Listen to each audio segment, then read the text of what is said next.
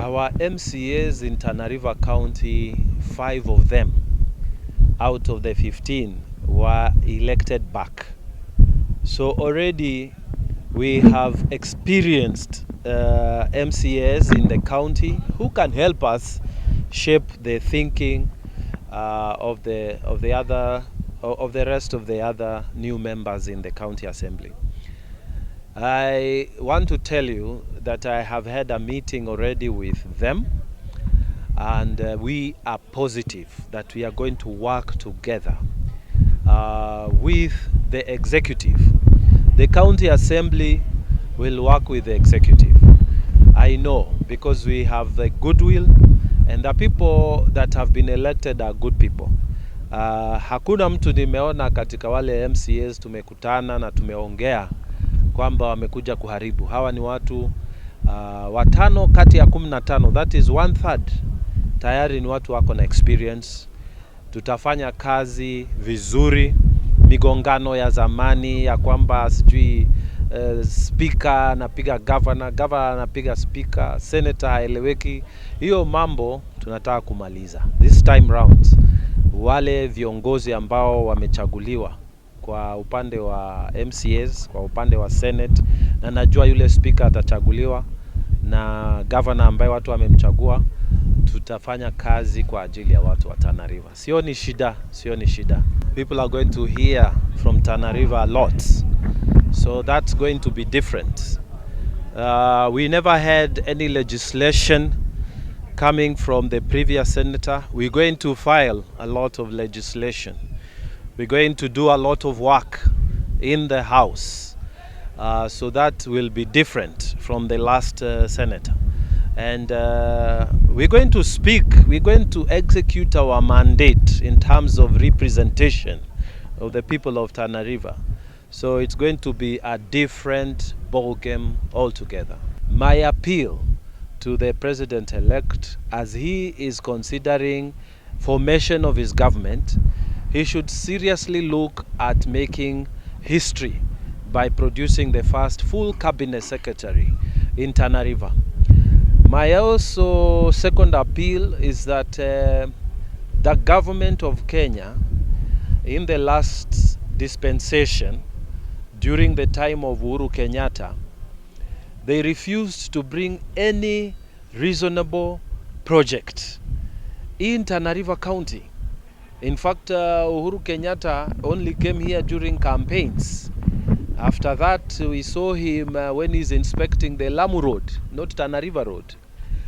Uhuru Kenyatta never invested anything worth talking about in terms of infrastructure projects, in terms of serious government investment in Tana River County.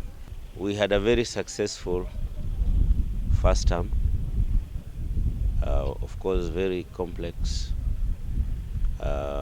given that the first in the first government of devolution, the county was rated as having underperformed for the first 5 years, 2013-2017. And Tana became one of the most the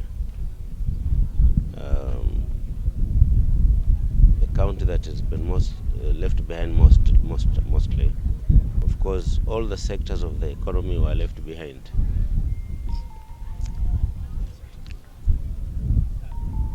So we did well in terms of projections. We had challenges in budgets occasioned by the huge debt we had. We had the challenge of divided focuses between us and the assembly. We had the challenges of indifferences of communities, indifferences among leaders, between the governor, myself, and the deputy, the women rep on his own, the speaker of the assembly itself. A bit of push and pull between among us different groups of society. Nonetheless, we put in mechanisms to bring people together, and I can say successfully we have managed to lay the foundation for a cohesive society. So for the last 5 years, we've never had any issues, serious issues that will lead to clashes. So in terms of peace, Tana remained peaceful, and somehow development programs also took shape. We are ready to give now close to 3,700 letters of allotments across the county in different clusters that now will lead to the processing of titles. So we hope that by October we'll be able to come. Already we have 1,283 titles in the system, but those are on other areas. But we have now 3,700 letters of allotments. So by the time we are coming to October, we'll have to close to 5,000 to 7,000 titles ready for to be issued to the people. And we hope now that will set the pace for now people settling down. So towards the end of the year, we hope that some of the clusters will have people starting to settle down, because immediately we launch, we give him the letter of allotment. Now we are going to give him the specific plots, and now people will start settling down. We already have water in most of them. In most of them, we already have the minor schemes. In most of them, we are now deploying electricity. In most of them, of course, we are now opening up communication infrastructure all over.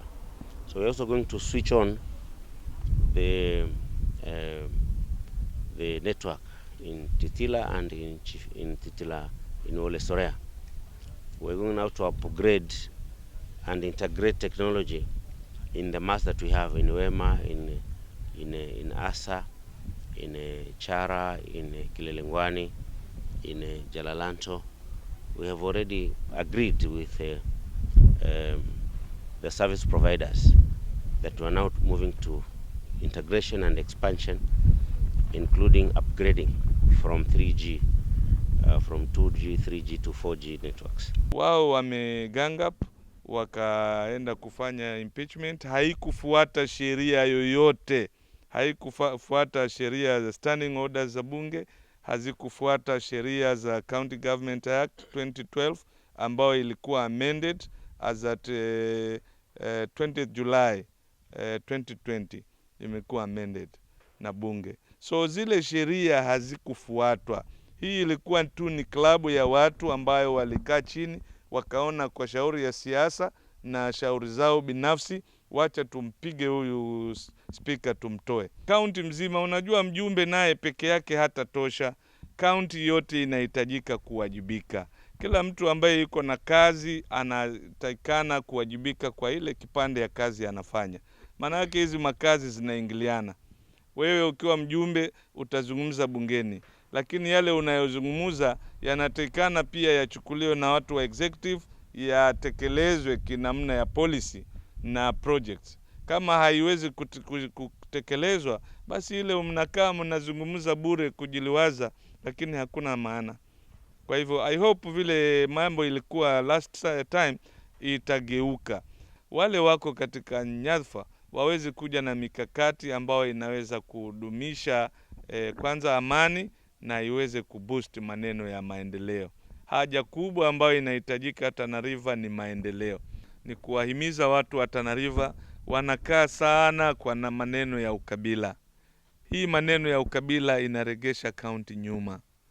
Mimi ningetaka kuomba watu wa Tana River na kuwasihi tupunguze kasi ya mambo ya ukabila, ili watu waweze kwenda katika kasi ya maendeleo zaidi kuliko mambo ya ukabila. Inaleta chuki na inafanya kaunti yetu inabaki nyuma.